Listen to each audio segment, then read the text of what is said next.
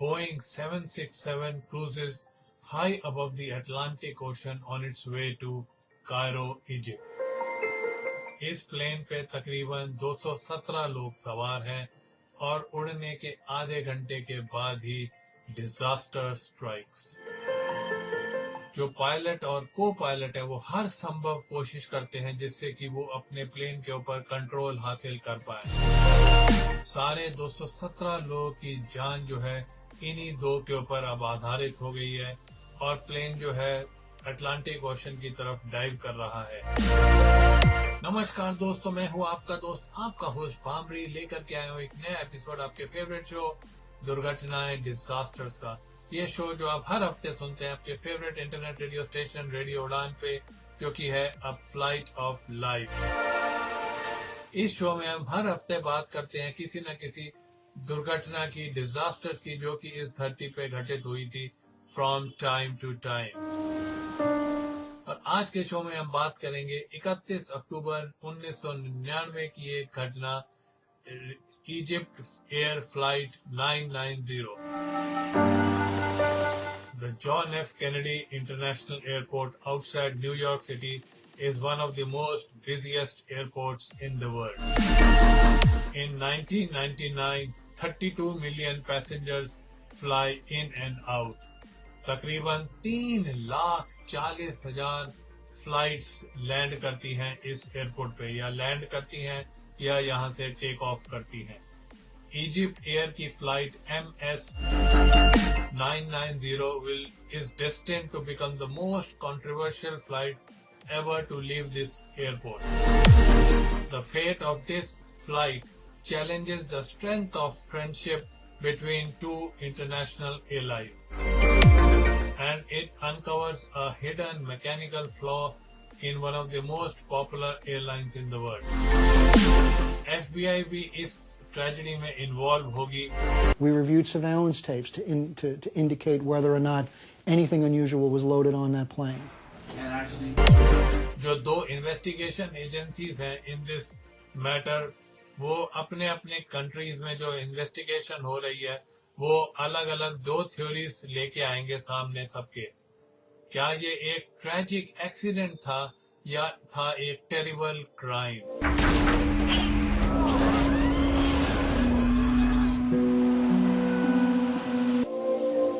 रात के 1 बजे के थोड़ा बाद 217 passengers are waiting for this flight, Egypt air की flight SM 990 for its takeoff. इस फ्लाइट के इंचार्ज हैं कैप्टन अहमद अल हबाशी। इस फ्लाइट के फर्स्ट ऑफिसर हैं अडल अनवर, जो कि 36 वर्षीय हैं और उन्होंने किसी और के इंसान के से ये ड्यूटी बदली है अपनी, जिससे कि वो चाहते हैं कि जिससे कि जल्दी से जल्दी घर पहुंच सके उनकी शादी से पहले। Soon be a married man. Congratulations, Adel. Thank you very much. The chief pilot for this Boeing 767 is Captain Hatim Rushdie, and he joins his other two colleagues in the cockpit. दिन के 1:20 पे सुबह के time और 1:20 AM, चाहे आप कहें रात के टाइम, अडल अनवर जो हैं वो अपनी प्री फ्लाइट चेकलिस्ट को फॉलो कर रहे हैं with the air traffic controller. Following gateway, clear for takeoff, runway 22 right, Egypt Air 990 heavy. Cabin crew advised. In the name of God, the merciful, the compassionate. Cabin crew, take off position. एक छोटी सी daily प्रार्थना के बाद जो को pilot हैं ही also assist in the take off, और एहतियात के तौर पे दोनों पायलट्स जो हैं एक ही साथ थ्रॉटल को पुश करते हैं। क्योंकि ये फ्लाइट 10 घंटे की है, इजिप्ट एयर की एक पॉलिसी है कि they provide relief shift also so that the pilots can relax a bit and the duties can be shared. जो मेन क्रू होता है they take off and they land the aircraft, और बीच के जो ड्यूटीज होती हैं वो जो रिलीफ शिफ्ट होती है वो टेक केयर करती है।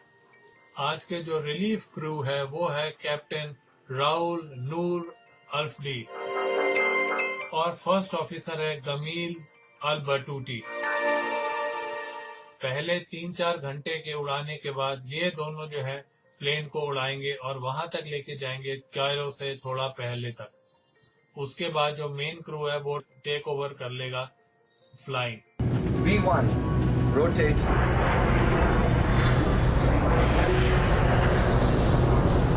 Positive rate of climb, both sides. 1000. Egypt Air 990 Heavy, contact. Departure now, 125.7. 1257, bye. ज्यादातर पैसेंजर जो हैं वो हैं अमेरिका के सीनियर सिटीजन्स और जो कि इजिप्ट के वंडर्स को देखने जा रहे हैं. My dad and Ginny were married in 1998 on October 23rd, and to celebrate their first anniversary, they decided to take a trip to Egypt. Anita Child's parents are retired and they are also on their way to go to Egypt. They always had great time on these tours. They traveled frequently, and so it was a pleasure trip they were looking forward to. Seeing the Holy Land especially. Maureen Segretini and her brother John इस बात से खुश थे कि उनके parents को fly करना और घूमना बहुत पसंद है. They had been particularly fond of a program known as Elder Hostel, and this particular vacation trip to visit the pyramids and the other historical sites in Egypt was an Elder Hostel trip. Egypt Air के experienced cabin crew जो है 14 is there to take care of every need of the passenger. Egypt के 33 military officers और pilot भी लौट रहे हैं इस फ्लाइट से घर अपने, और वो जो है यूएसए गए हुए थे for training with the US armed forces. Jameel al Batouti used to be an Egypt air force flight instructor और अब जो है वो इजिप्ट एयर में कार्यरत हैं और उसके सीनियर मोस्ट फर्स्ट ऑफिसर में से एक हैं, वो उनकी गिनती होती है.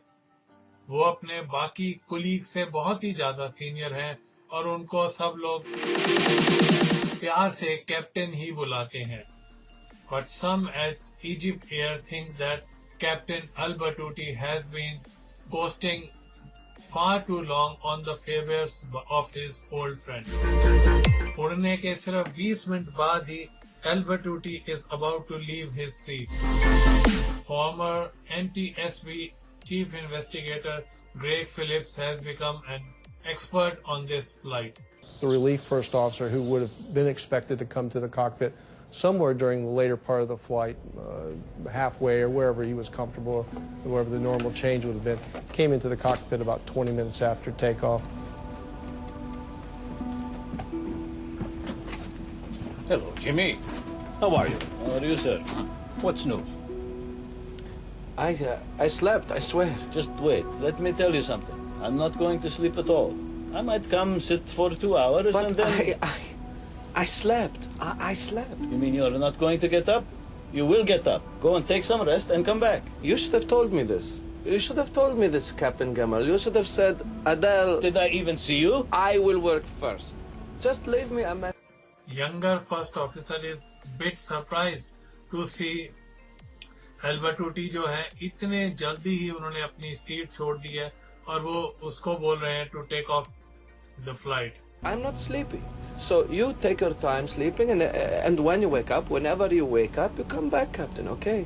I'll come either way. Captain. Come and work the last few hours and that's all? It's not like that. That's not the point. Look, if you want to sit here, there's no problem. I'll come back to you. I'll go get something to eat and come back, all right? Fine, fine. Look here. Why don't you go... Why don't they bring your dinner to you here, and then I'll go sleep, okay? That's good. Okay, with your permission, Captain. ये सब कहने के बाद अल-बटूटी चल पड़ते हैं अपना खाना लाने के लिए.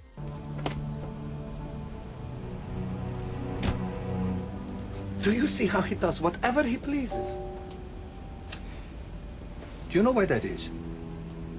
Captain al Bashashi calms the situation down और वो अपने फर्स्ट ऑफिसर की रिसेंटमेंट को भी ध्यान में रखते हुए he tries to calm the situation down.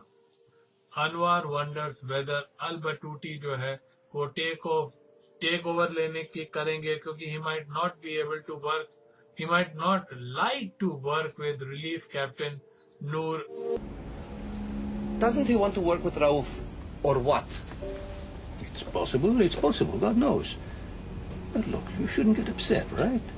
By this prophet, he's just talking nonsense. That's it. Everything's under control. Okay, Chief. Thanks a day. First Officer Anwar concedes and he is ready to hand over the charge to Al-Battuti. Normally, this is the most relaxing and easy part of a long flight, both for the passengers and for the crew. जो autopilot होगा, it will take care of the flying of the aircraft for long hours. It's very unusual for an airplane flying over the Atlantic at nighttime to encounter any kind of difficulties. We normally expect accidents to happen at approach or landing or near airports, and very seldom do we get anything out over the ocean in the middle of the night. Excuse me, Jimmy, while I take a quick trip to the toilet. Go ahead, please. Before it gets crowded, while they're still eating, I'll be back to you.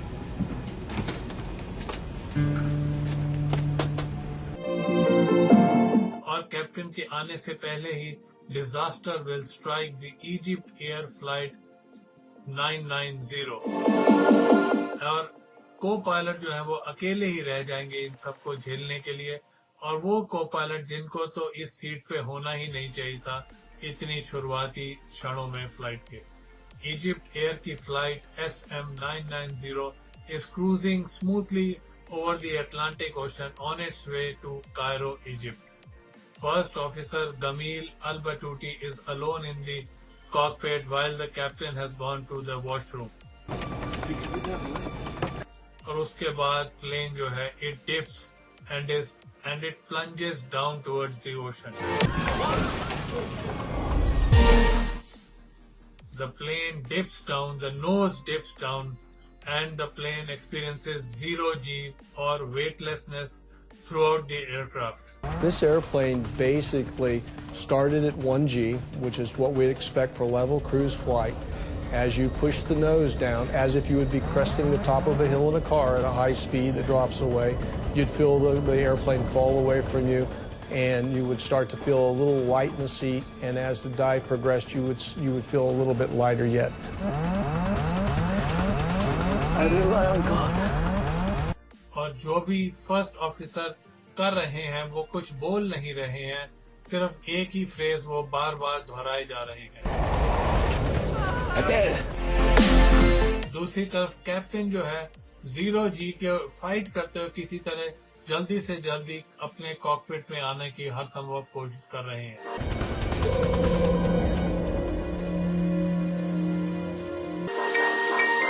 एक American journalist जो कि France में रह रहे हैं, उन्होंने ये flight को बहुत अच्छी तरह से स्टडी किया था.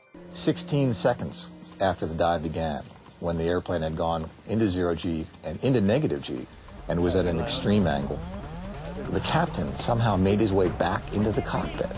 How he did that physically, I will never know. Warning bells जो बजनी शुरू हो गई थी कॉकपिट में, उससे ये पता लगता है कि जो डाइव है वो इस प्लेन की जो maximum speed which is allowed for this plane, उससे भी ज्यादा तेज हो गई है डाइव के दौरान स्पीड एयरक्राफ्ट की, और it has reached 99% of the speed of sound.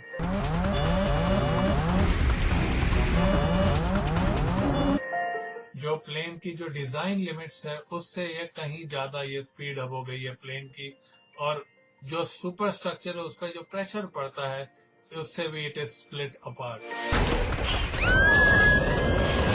What's happening? Captain Al-Hawashi pulls back hard on his control column.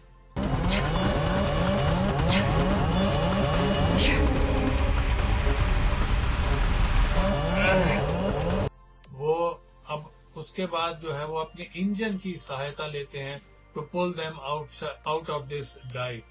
He pushes the throttle to be in the forward position, लेकिन फिर भी कुछ नहीं होता है.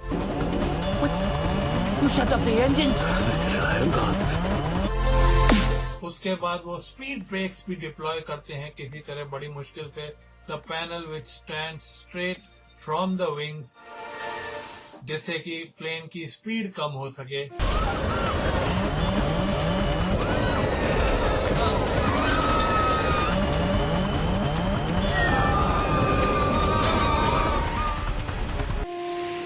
Dive थोड़ी स्लो होती है. Back from the brink of the sound barrier. Dive थोड़ी स्लो होती है और दूसरी तरफ नोज भी प्लेन का ऊपर की तरफ उठता है और थोड़े कुछ सेकंडों में ही वो जो है जीरो ग्रेविटी से डबल दी ग्रेविटी पे आ जाते हैं. Captain Al हबाशी tries his best to level the plane and he pushes the throttle back. Boeing 767 की जो डाइव है वो थोड़ी स्लो होती है इस वक्त.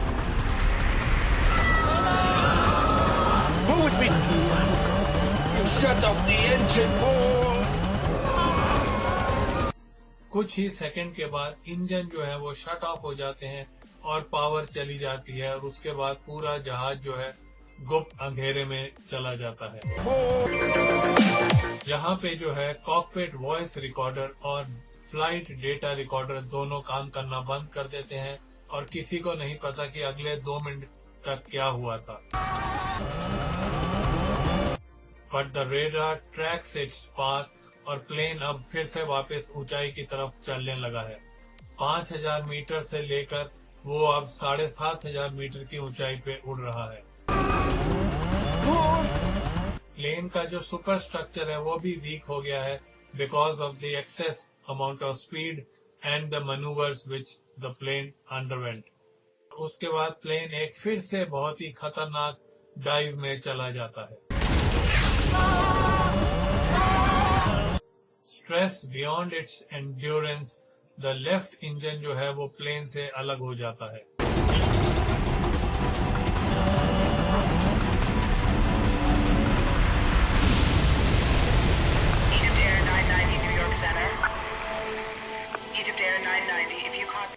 रात के 1:52 पे इजिप्ट एयर की फ्लाइट SM-990 रेडार स्क्रीन से गायब हो जाती है and it crashes into the Atlantic Ocean तकरीबन 100 किलोमीटर दूर from the American coast line. सुबह के 2:15 पे कोस्ट गार्ड को इंफॉर्मेशन दी जाती है कि एक एयरलाइन जो है डिसअपियर हो गया है और वो भी चल पड़ते हैं उस स्पॉट की तरफ और रेस्क्यू ऑपरेशन करने के लिए. यूएस की मर्चेंट नेवी की ट्रेनिंग शिप किंग पॉइंटर जो है वो पहली शिप बनती है जो कि उस स्पॉट पे पहुंचते हैं.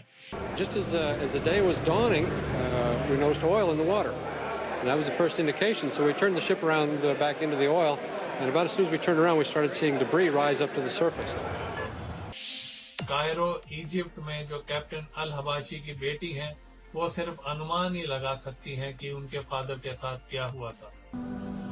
Can you imagine if you have a beloved one, a father, a daughter or a brother, facing all the horrors of finding himself falling from 36,000 feet suddenly, trying to save his life, his colleagues' lives, the people, the passengers. In a home in Maryland, the sleepy Sunday morning takes a very tragic turn. I had woken up for some reason at 5:30 in the morning, and we were flipping on the TV to check the weather, and we were deciding what mass we were going to be going to. It was Sunday, and immediately on CNN they had Flight 990 missing, and I was in total shock. I ran down to my refrigerator where I had my parents' itinerary, and I ripped it off and just started sobbing uncontrollably. I was screaming. I didn't know what to do. We located a significant debris field, and that we have concentrated our search efforts since then on about a 36 square mile of area, about 50 miles south of Nantucket. अक्टूबर के आखिरी दिनों में Atlantic ocean में जो पानी है वो इतना बर्फीला और इतना ठंडा होता है, उस जगह पे लाइफ एक्सपेक्टेंसी जो है सिर्फ 5 या 6 घंटे की होती है. कायरो में ही रिलीफ कैप्टन नूर की जो बेटी है मे, वो भी पूरी आशावान है अपने फादर की खुशहाली जानने के लिए. I was talking to myself, trying to convince myself that my father was not on this plane, and if he's on this plane, he will be safe, because my father was an Air Force pilot. He had a very good experience, and I thought maybe if the plane crashed, he will be able to, to be in a safe place and to swim and to go to any land.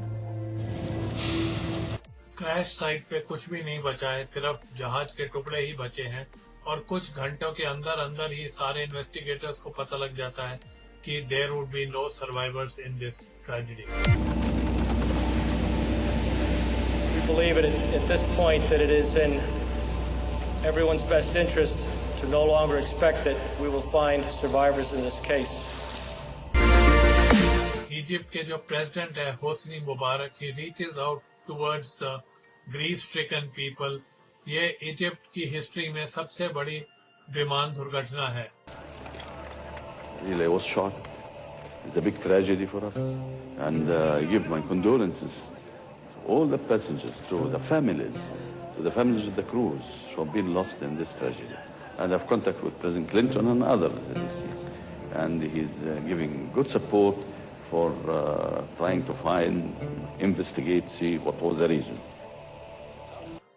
The American president will answer his ally with a commitment. And I spoke earlier with President Mubarak of Egypt today to express my condolences and assure him that we would be working together closely until this matter is resolved. We do not know what caused this tragedy. In northern Indiana, music historian Jim finds out what happened to his father and stepmother in the crash. One of the many things that I felt on that first horrible morning was the sense that people all over the world were confronting the same horrible circumstances that I was, and had the same sense of helplessness and disorientation that I did. जिन लोगों की मौत हुई थी इस हादसे में, उनके रिश्तेदार और सगे संबंधी पहुंचना शुरू कर देते हैं न्यूपोर्ट, रोड आइलैंड, और वो अपने दुख और अपनी स्टोरी शेयर करेंगे आपस में. जो प्लेन पे सवार लोग थे उनमें से 100 अमेरिका के थे, 89 इजिप्ट के थे, 21 कनाडा के थे और बाकी 7 जो थे अलग अलग देशों के नागरिक थे.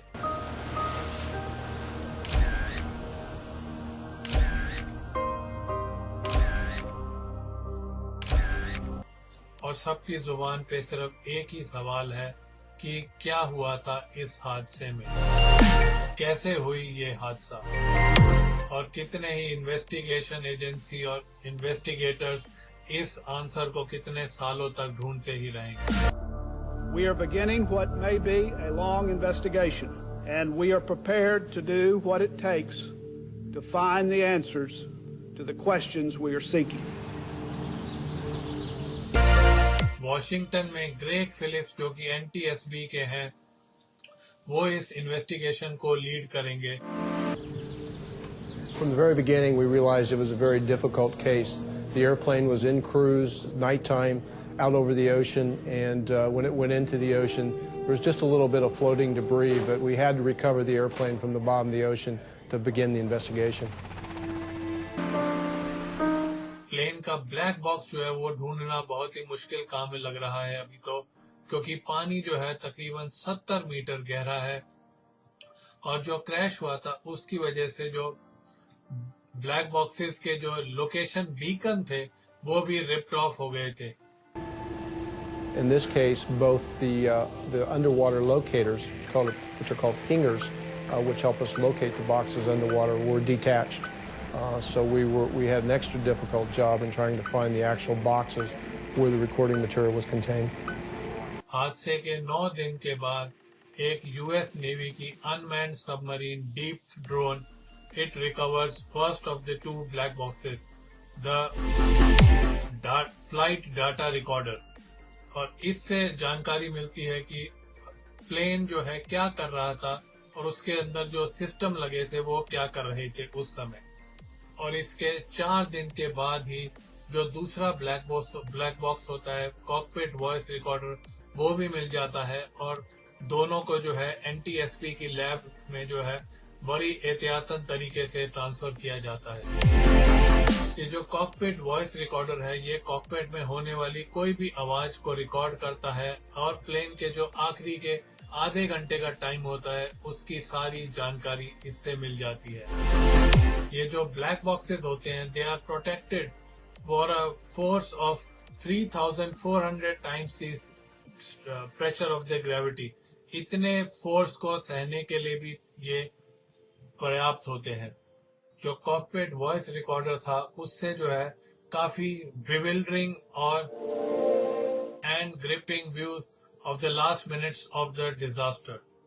यहाँ पे इन्वेस्टिगेटर्स को ऐसा लगता है कि कोई चाबी मिल गई है to unravel this mystery of the Egypt Air flight MS 990। जो अरेबिक भाषा बोली गई थी इन द कॉकपिट उसको ट्रांसलेट करना इंग्लिश में has become the most priority job in NTSB's lab. The cockpit voice recorder was good quality. It was easily usable and translatable by the investigation team. The cockpit voice recorder is always just a piece of the investigation that fits many other pieces of a puzzle. It goes along with the flight data, recorded data, examination of the wreckage, and all the other aspects of an investigation.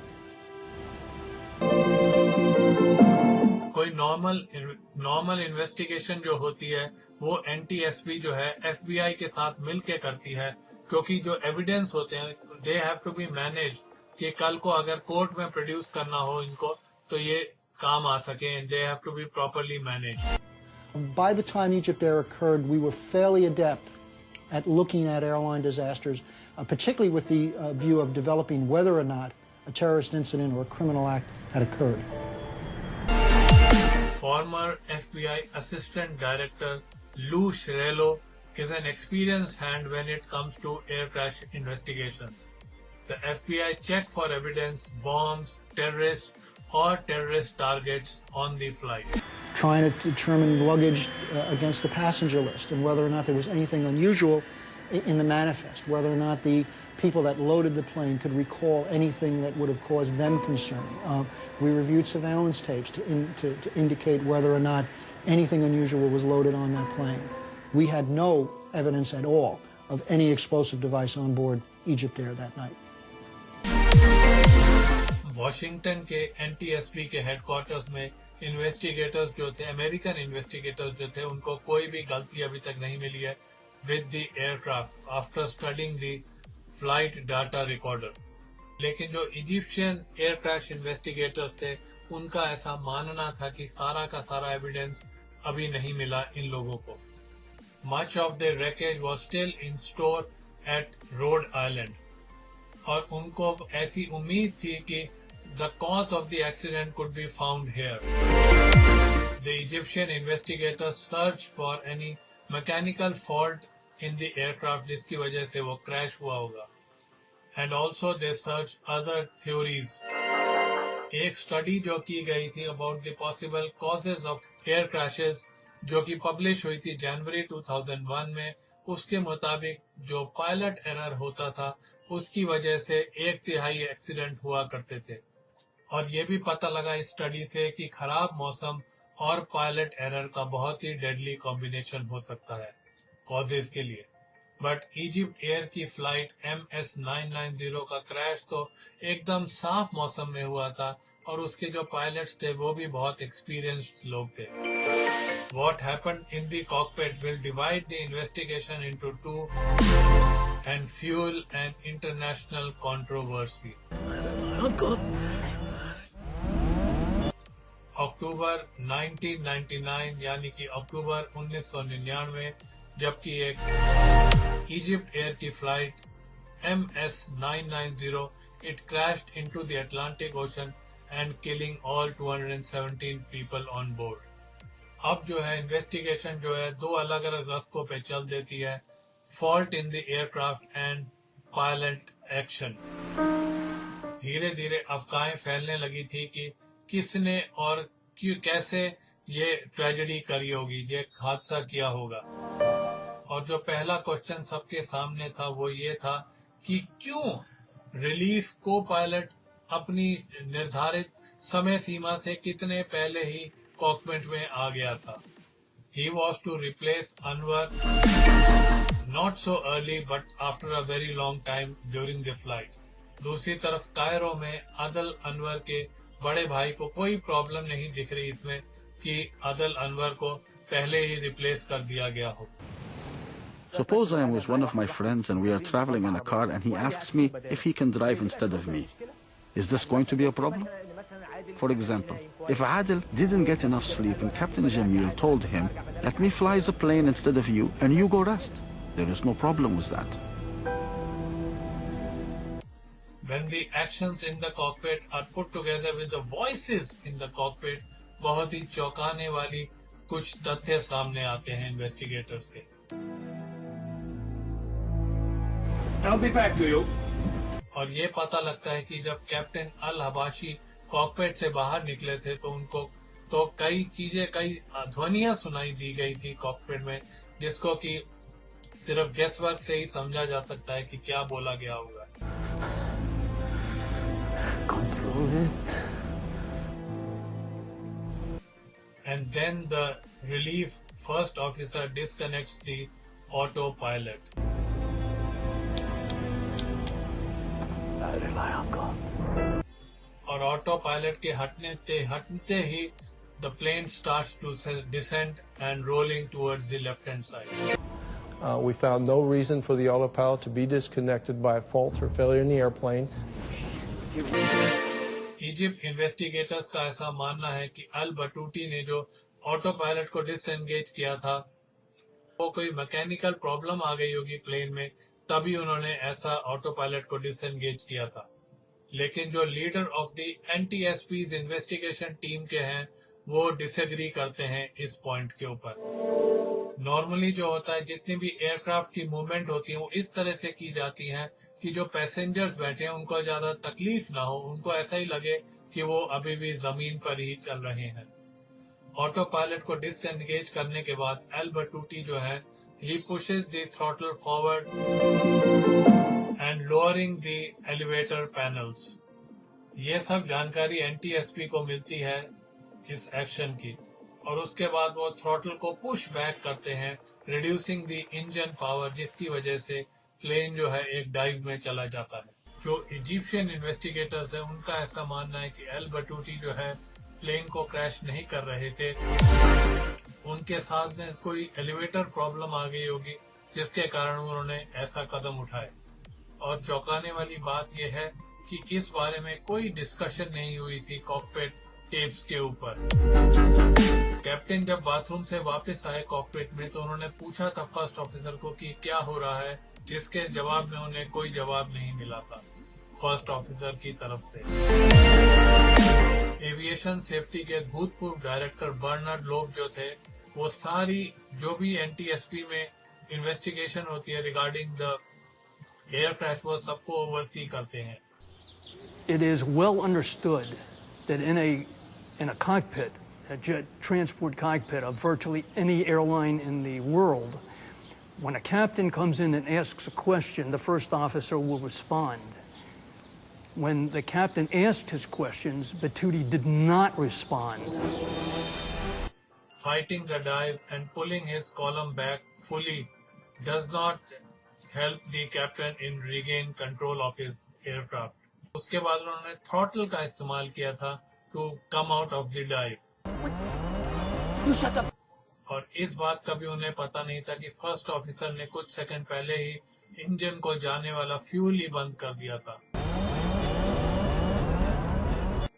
Egyptian investigators का ऐसा मानना है कि L बटूटी जो है he was working out of caution. Flight data recorder से ये भी पता लगता है कि एक्यूट ऑयल प्रेशर की वार्निंग भी मिली थी उन लोगों को। इसका ये मतलब भी हो सकता है कि इंजन जो है वो फ्लेम आउट हो गए हो और उसके बाद कैप्टन ने इंजन को फ्यूल बंद करने का ऑर्डर दिया हो। ये एक स्टैंडर्ड प्रोसीजर है। The NTSB considers this possible scenario as well. The engines shut off on a 2-engine airplane at night over the water. We couldn't understand any reason why any emergency could cause you to shut all the power off available to the airplane when you're heading away from the nearest airport. Foremost among the investigators, Egyptian investigators, was the tragic elevator failure. Washington में NTSB को ये भी पता लगता है after going through the flight data recorder recordings कि captain जो है वो अपने कॉलम को पीछे की तरफ पुश बैक कर रहे थे जिससे कि प्लेन क्लाइंब करे और दूसरी तरफ एल बटूटी जो है अपने कॉलम को फॉरवर्ड की तरफ पुश कर रहे थे जिससे कि प्लेन नीचे की तरफ जाए। एलिवेटर्स जो होते हैं दोस्तों वो बहुत ही सिंपल फॉर्मूले पे काम करते हैं। अगर आप अपनी कॉलम को फॉरवर्ड की तरफ पुश करो तो एलिवेटर अप हो जाते हैं जिससे कि प्लेन ऊपर की तरफ जाता है, और अगर आप अपने कॉलम को बैक पीछे की तरफ पुश करो तो एलिवेटर नीचे हो जाते हैं और प्लेन जो है वो डिसेंट करना शुरू कर देता है। They work together but in this case they are moving in the opposite direction.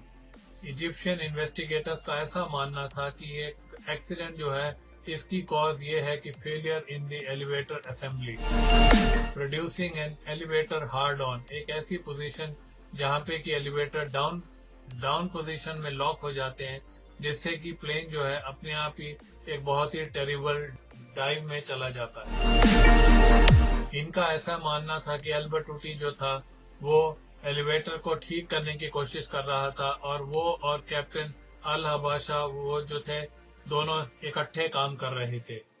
और अगर ये वाकई में एलिवेटर प्रॉब्लम है तो इससे तो सिद्ध हो जाता है कि जो फर्स्ट ऑफिसर के अनयूजुअल परफॉर्मेंस थी इन द कॉकपिट वो काफी हद तक सॉल्व हो जाती है।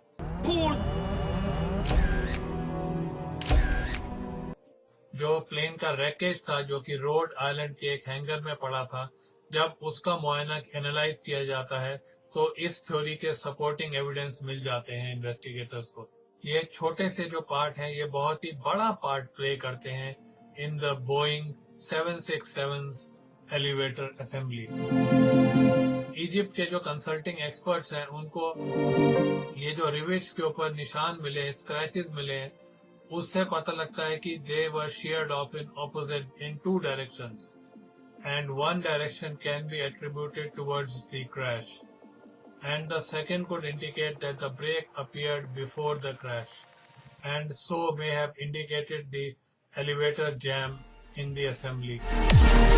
जो इजिप्शियन इन्वेस्टिगेटर्स हैं वो ये वाली बात जो है फेडरल एविएशन एडमिनिस्ट्रेशन को की अटेंशन में लेके आते हैं, जो कि FAA यानी कि अमेरिका की सिविल एविएशन रेगुलेटर। इसके बाद FAA जो है सारे दुनिया भर में जितने भी बोइंग 767 जहाज हैं उनमें ये बेल क्रैंक रिवेट्स को चेक करने का ऑर्डर जारी करती है। उसके जो नतीजा आया उससे ये पता लगा कि 136 शेयर्ड रिवेट्स मिले थे and 34 aircraft were grounded until this fault was repaired। FAA का ऐसा मानना था कि इस प्रॉब्लम से जो है प्लेन को कंट्रोल करने की जो एबिलिटी है वो कम हो जाती है। The Egyptian investigators had uncovered an acceptable sound scenario। उनका ऐसा मानना है कि ये जो रिवेट्स जैम हो गए थे उसकी वजह से एलिवेटर असेंबली जैम हो गई थी और इसकी वजह से एलिवेटर हार्ड ओवर जो प्रोसेस है वो शुरू हो गया था और जो पायलट्स थे वो अपनी तरफ से कुछ भी नहीं कर पाए थे इस मामले में। और NTSB के जो चीफ इन्वेस्टिगेटर थे ग्रेग फिलिप्स वो डिसएग्री करते हैं इस थ्योरी को। Those are by design for the Boeing 767. The controls can be split. They're designed that way in case one of the surfaces, the control surfaces, fails, so that whoever is still in control of the airplane or can control the airplane with a failed elevator.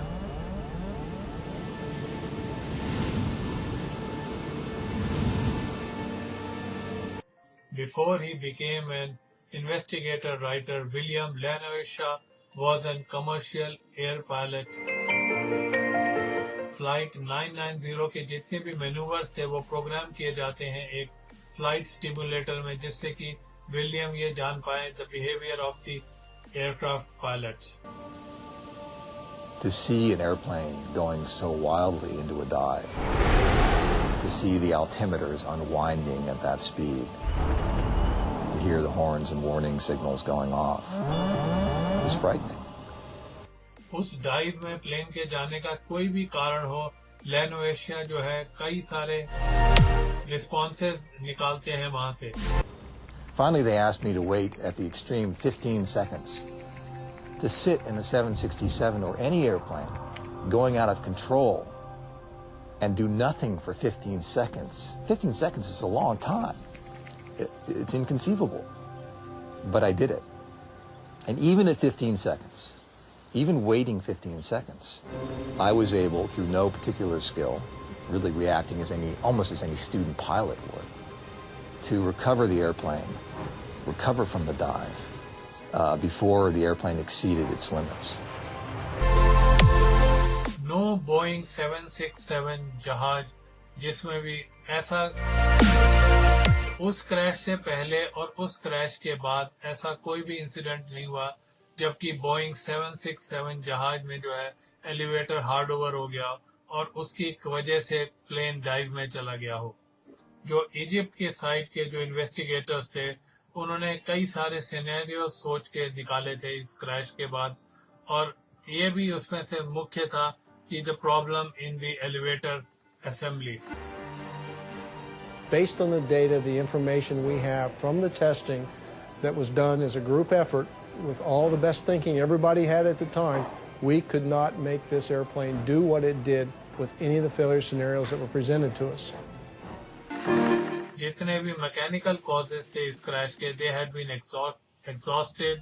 The terrorist angle was excluded. लेकिन फिर भी FBI जो है first officer Jameel एल्बर्टूटी के निजी जिंदगी में जो है काफी खोजबीन कर रहे थे. क्रैश के 3 हफ्तों बाद मीडिया में एक रिपोर्ट आई जिसमें कि बताया गया कि क्रैश से कुछ टाइम पहले ही एल्बर्टूटी ने कहा था कि I have made my decision and I have put my faith in God. और जिसके बाद कई लोगों का ऐसा भी मानना था कि वो एक इस्लामिक फंडामेंटलिस्ट था और बेंट अपॉन था डिस्ट्रक्शन के ऊपर. लेकिन जो ट्रांसलेशन थी वो सही नहीं हुई थी इस बारे में. From our initial review of Batuti's background, he was a fairly religious person, but I don't think we had anything to determine that his religious beliefs were radical or beyond what would have been a normal religious person. लेकिन एल्बर्टूटी ने क्या कहा था और उसका क्या मतलब था? Egyptian professor Amin Bona teaches Arabic at the Georgetown University in Washington. Tawakkaltu means I depend, I rely, I trust, and Allah on, and Allah is God. Tawakkaltu ala Allah, on God I rely, I depend in whatever I'm going to be embarking on. People use it when they start a trip, when they start driving, going back home, you say Tawakkaltu ala Allah. When you have an exam, you begin by saying Tawakkaltu ala Allah. It's a very positive phrase. So it's not the kind of phrase that anyone would be using before they commit a crime or before they commit suicide. To say this simple phrase once is fine, but Albertucci ने यही बात 11 बार दोहराई थी. What's happening? I expect that Captain Battuti would say, there is a fire in the engines,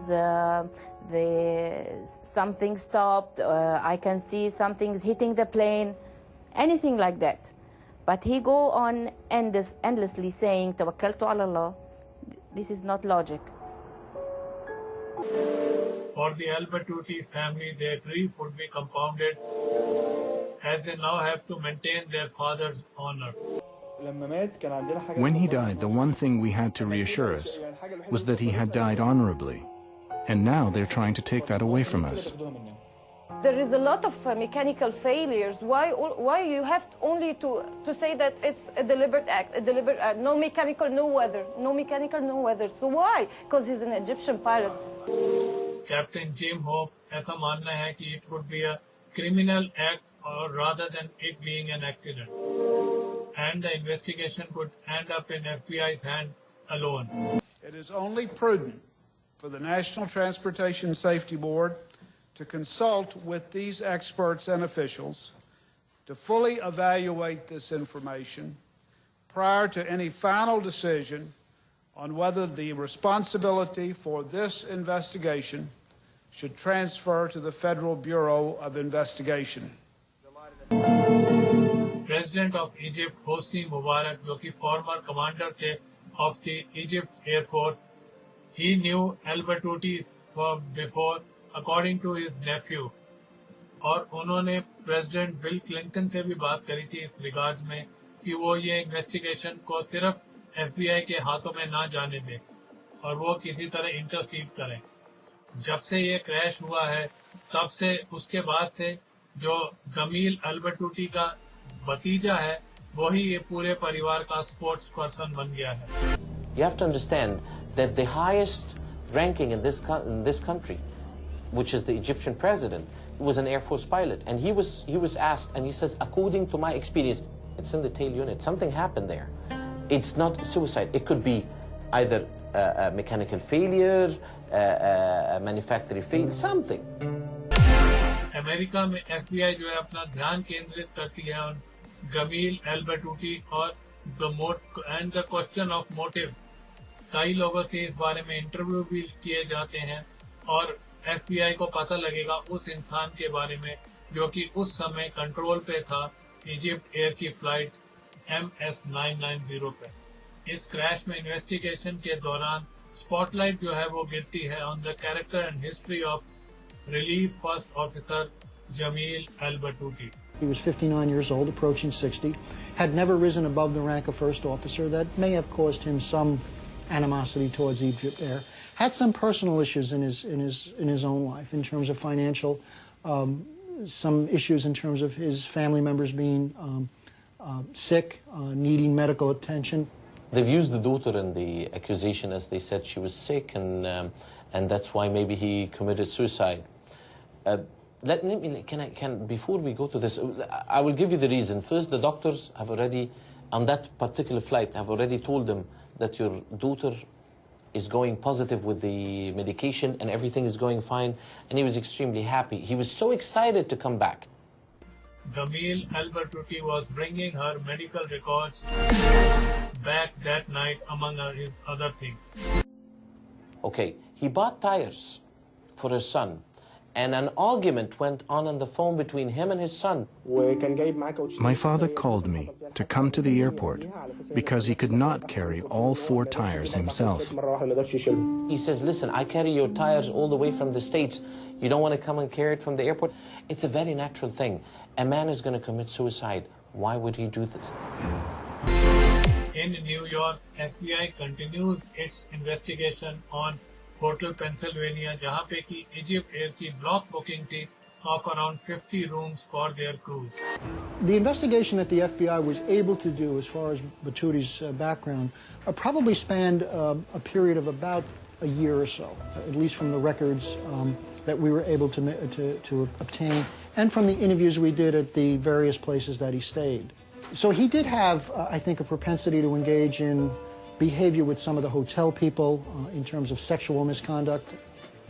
Hey, pretty lady, where did you get to? Which, you know, at the time really appeared to be totally out of the realm of what was normal for a person of that status to do. Her husband and a father of 5, Gamil al-Batuti, was very infamous for his behavior with lady guests and the hotel staff. FBI को ये भी पता लगता है कि crash से 2 साल पहले 2 यंग फीमेल्स ने कंप्लेंट करी थी होटल की कि कोई उनको जो है होटल के कमरे में कॉल करता है और उनको बोलता है बाहर खिड़की से देखो, और जब उन्होंने बाहर खिड़की से देखा तो उन्होंने देखा कि जमील अल-बटूटी वाज एक्सपोजिंग हिमसेल्फ, और इसके बाद उन दोनों फीमेल्स ने जो है होटल सिक्योरिटी को भी कंप्लेंट करी थी इस मैटर में. Again. No, I want to talk to you because look, I give you $100 if you just come to my room. I'm not here for that. Oh, sure. I'm here to work. Just leave me alone. Don't be like that. जब main ने इस बारे में complaint करी तो एक और entry वहाँ पे लिखी जा रही थी about the sexual harassment case by El Battuti with hotel guests and hotel staff. The allegation of the hotel, as far as they said, it happened way before, not one day before the flight. Not one day before the flight as has been mentioned. उस hotel made ने जो है FBI को बताया कि ये incident जो हुआ था 29 अक्टूबर 1999 को हुआ था. जब से FBI ने एल बटूटी की इन्वेस्टिगेशन शुरू करी थी, उसके 3 महीने बाद एक इजिप्ट एयर की फ्लाइट लंदन में लैंड करती है. उस फ्लाइट के जो कैप्टन थे उन्होंने यूके में पॉलिटिकल असाइलमेंट मांगा. उनके मुताबिक उनके पास कुछ बहुत ही महत्वपूर्ण जानकारी है regarding the Egypt Air flight 990 की, और इजिप्ट में उनको जो है अपनी जान का खतरा महसूस हो रहा है. कैप्टन हमदी ताहा was a colleague of Jamil al-Battuti and he was walking away from his wife, his family and his country by asking for political asylum in the UK. FBI ने एक स्पेशल एजेंट भेजा और British security agent के साथ मिलकर दोनों ने captain ताहा का इंटरव्यू लिया. Were you aware of El Battuti displaying sexually inappropriate behavior? Yes. This is very important. I heard it from pilots who I trust. Battuti got into trouble for sexual misbehavior in New York with maids and following women and so on. The airline tolerated this for a while, and they told him several times, maybe you can get away with this normally, but this is America. You represent our country. You cannot do these things. Captain Taha's information was second-hand, and his description of Al Battuti meeting with the airline's chief pilot was very intriguing. Khatem Rushdie went to see Battuti the night they took Flight 990. They had a meeting in the hotel. He told him that what he had done could not be covered up, and something had to be done. The flight back to Cairo from New York would be his last flight. Camille, we go back many years together. But this will be your last flight to the United States. He would not be flying to America anymore. Battuti had just had these big privileges taken away from him, and he was humiliated. So, I think that what happened was this. He must have said to himself, if this is going to be my last flight, it will be Khatem Rushdie's last flight also. Certainly within various corporations where people bring weapons into the office and attempt to take revenge against people that they feel have aggrieved them. Perhaps Battuti felt that Egypt Air had been the cause of some of his issues, and unfortunately in this case it was the kind of office that was flying at 33,000 feet. FBI provides this Taha interview to the NTSB, or Egypt Air also asked another of his pilots to be interviewed. Mohammad Badrawi had known Al Battuti for 40 years. Do you know if Khatem Rushdie was aware of the situation with Battuti? Well, of course he knew. But he pretended not to know, I think, because Khatem Rushdie is the chief pilot. NTSB के अपने interview के दौरान इन्होंने माना कि उन्होंने जो है कैप्टन रुश्दी के साथ अल बटूटी का मिसबिहेवियर जो है डिस्कस किया था. बदरावी बताते हैं कि कैप्टन रुश्दी जो है बहुत ही डिस्टर्ब्ड है, बहुत ही अपसेट है regarding Al बटूटी's harassment towards female guests and female hotel staff. And Badrawi takes Rushdi's concern to his old friend. If he didn't listen to you, what did you tell him was going to happen? Nothing much, really. You see, he was on his way out. We don't normally touch people when they're approaching 60. I know. I'm not saying that you are doing something wrong. They are saying that you're doing something wrong. I know you are my friend. we have a little patience, and then they're out. बदरावी जो है रुश्ती को बताते हैं कि इस मामले में वो थोड़ा संयम रखे और अल्बर्टूटी को जो है सिर्फ 3 महीने रह गए हैं उनकी रिटायरमेंट को आने के लिए, इसलिए वो थोड़ा संयम बरते इस मामले में। We've been in the Air Force for 40 years. All he needs is a few more months. बदरावी के इंटरव्यू से एक बात तो कंफर्म हो जाती है कि रुश्दी का भी ऐसे ही मानना था कि अल्बर्टूटी का जो बिहेवियर है, something has to be done with regarding that. But वो ताहा के क्लेम को डिनाई करते हैं कि इन दोनों की मीटिंग हुई थी on the night of the crash. But captain Taha was not done. He had another compelling story to add. In London an Egypt aircraft pilot has asked for political asylum, और उनके पास अंदरूनी जानकारी है regarding the most controversial tragedies which faced was by the Egypt air. Captain Taha जो है वो FBI को बताते हैं कि कैसे इजिप्ट एयर ने अपने पायलट्स को ब्रीफ किया था regarding this tragedy. When they had done the transcripts of the cockpit voice recorder, the Egypt Air Chief of Operations called all flight crew to a special meeting in Cairo and told us the facts. Just the facts. No commentary. No explanation of any technical problem. He did not say anything, but all we pilots realized that this was not an accident. And then he told us not to talk to anyone about it. Don't talk to your family. Don't talk on the phone. Don't talk to each other, he told us. All of us realized that Batuti had done this on purpose. और जो American परिवार थे जिन्होंने अपने निकट के सगे संबंधियों को खोया था इस क्रैश में, उनके लिए तो ये केस था ऑफ 1 सुसाइड एंड 216 मर्डर। और इजिप्ट में ऐसी धारणा फैली हुई है कि इजिप्शियन कभी भी सुसाइड नहीं करते। Story has many sides. It has to do with religion. It has to do with beliefs. It has to do with the culture. I think until today, still in the Egyptian culture, people don't believe that Muslims or that Egyptians or that people coming from that culture commit suicide. Cultural differences एक इकलौती कठिनाई नहीं थी जो इस investigation के दौरान आई थी। One of the difficulties that we did have was that when we went over to Egypt and attempted to really get into his background, it became a very sensitive issue for the Egyptian government. It became almost to the point where we were never really able to develop all the things that we needed to get at. Finally 21 मार्च 2002 को NTSB अपनी report publish करती है, जो कि तकरीबन 2 साल और 5 महीने लगे थे उनको अपनी इन्वेस्टिगेशन में। तकरीबन $10 मिलियन खर्च हुए थे इस इन्वेस्टिगेशन में।